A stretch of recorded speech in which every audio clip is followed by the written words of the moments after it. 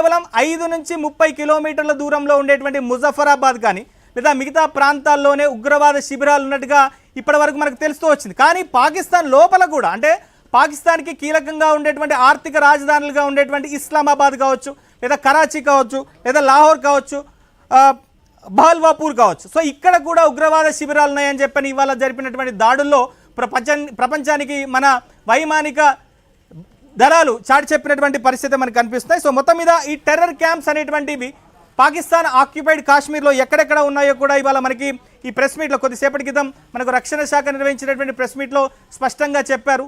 So 21 strikes అంటే air strikes జరిగాయి. So దాంట్లో పాకిస్తాన్ లోపల 4 ఎయిర్ స్ట్రైక్స్, 4 ప్రాంతాల్లో 9 ఎయిర్ స్ట్రైక్స్, అలానే పీఓకేలో 5 ప్రాంతాల్లో 12 ఎయిర్ స్ట్రైక్స్ జరిపినట్టుగా తెలుస్తుంది. సో ప్రధానంగా కనుక చూస్తే ఇటు జమ్మూ కాశ్మీర్కి పీఓకేలో ఉన్నటువంటి ముజఫరాబాద్ అనేటువంటిది ఎక్కువగా ముప్పుగా చెప్తారు. ఎందుకంటే అక్కడే ఎక్కువగా చీమల పుట్టలాగా ఉగ్రవాద శిబిరాలు ఉంటాయి. సో ఈ ఉగ్రవాద శిబిరాలన్నింటినీ కూడా ఇవాళ కూకటి వేలతో పేల్చివేశామని చెప్పని ఆర్మీ అధికారులు అలానే భద్రతా అధికారులు చెప్తున్నారు. సో అక్కడే దాదాపుగా 9 పైగా ఉగ్రవాద శిబిరాలను నేలమట్టం చేసినట్టుగా కూడా సైనిక అధికారులు చెప్తున్నటువంటి పరిస్థితి కనిపిస్తుంది. సో మొత్తం మీద ఈ దాడులకు సంబంధించి ఇంకా మరికొన్ని వివరాలు మనకు అందాల్సినటువంటి అవసరం ఉంది. సో ఎంతమంది చనిపోయారు, సో ఈ దాడుల్లో ఈ ఉగ్రవాదులకు సంబంధించినటువంటి నాయకులు ఎవరెవరు, ఏ సంస్థలకు సంబంధించినటువంటి నాయకులు అనేటువంటిది మాత్రం మనకు తెలియాల్సి ఉంది. సో మొత్తం మీద ఈ దాడుల్లో కనుక మనకు చూస్తే పాకిస్తాన్లో జరిపినటువంటి ఈ 4 దాడులు అనేటువంటిది